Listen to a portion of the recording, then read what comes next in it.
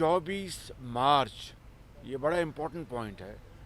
24 مارچ کو اسپیکر نے ایوان کی منشا کے مطابق عدم اعتماد کی موشن کو لیو گرانٹ کی، اور اگر کوئی اعتراض تھا تو 24 مارچ کو اس موشن کو، یعنی عدم اعتماد کی تحریک کو، بھائی ذرا خاموشی اختیار کریں پلیز. آپ ذرا عدم اعتماد کی تحریک کو لیو گرانٹ کیوں کی؟ اسمبلی کا پورا ایک نظام ہے، ان کا ایک لیگل برانچ ہوتی ہے. اسپیکر وہ تمام مراحل طے کر کے ضوابط کے مطابق پھر کسی ایجنڈا آئٹم کو ایوان میں ٹیبل کرواتا ہے، وگرنہ اس کو اپنے کمرے میں، آفس میں اس کو ریجیکٹ کر دیتا ہے. تو اگر خدا نخواستہ کسی آرٹیکل 5 کے زمرے میں کوئی چیز آ رہی تھی تو پھر اسپیکر نے 24 مارچ کو اسی موشن کو ہاؤس کی منشا، ہاؤس کی اجازت کے بعد کیوں لیو گرانٹ کی؟ لہٰذا اس کے بعد کسی بھی قسم کا رد و بدل ممکن نہیں تھا، کسی قسم کا. اور تحریک کو ہر صورت کل ووٹنگ کے لیے پیش کیا جانا تھا. مگر کل پھر کیا ہوا؟ عمران نیازی کی بدنیتی، آئین شکنی اور فسطائی سوچ وہ غالب آ گئی، اور ڈپٹی اسپیکر کو عمران نیازی نے اپنا اعلی کار بنایا.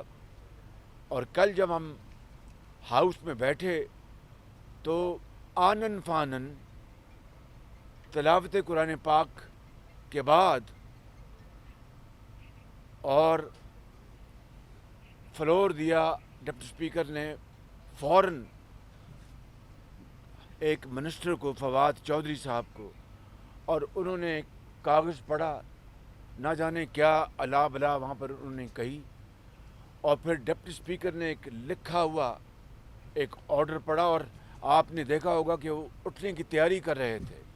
یعنی انہوں نے آرٹیکل 5 کا بہانہ بنا کر اس موشن کو ووٹنگ سے ہٹا دیا. یعنی میں سمجھتا ہوں کہ آئین کی صریحاً خلاف ورزی کل کی گئی، آئین شکنی کی گئی، آئین کو توڑا گیا عمران نیازی اور اس کے ٹولے نے. اور میں سمجھتا ہوں کہ اگر جس طرح میں نے کہا کہ اعتراض تھا تو 8 مارچ کو جمع کرائی گئی تھی یہ موشن، اور اگر کوئی امریکہ سے کوئی بھاشن آیا تھا یا کوئی کیبل آئی تھی پاکستان کے سفیر سے، تو 8 مارچ سے لے کر 7 مارچ کو یہ کلیم کرتے ہیں، 7 مارچ سے لے کے 24 مارچ تک جب اس موشن کو ہاؤس میں لیو گرانٹ کرنے کے، یہ پہلا مرحلہ تھا، لیو گرانٹ کرنے کے لیے پیش کیا گیا. تو اگر وہ مراسلہ آ چکا تھا، کیبل آ چکی تھی، تو پھر 24 مارچ کو انہوں نے کیوں نہیں اعتراض اٹھایا؟ کیوں نہیں انہوں نے اپنا ٹریجری بینچز اور جو اپوزیشن بینچز سے کہا کہ جی اس کے اوپر یہ اعتراض حکومت کی طرف سے آیا ہے، حکومت نے کیوں نہیں اعتراض اٹھایا؟ So this was all and after that. یہ سب ایک سوچ تھی. عمران نیازی اور اس کے حواری اپنا اس شکست فاش کو جو آئینی اور قانونی طور پر جو کہ اور سیاسی طور پر ہونے جا رہی تھی، اس کا سامنا نہیں کر سکتے تھے، اس لیے انہوں نے جمہوریت کو مسخ کیا اور آئین کو توڑا، آئین شکنی کی.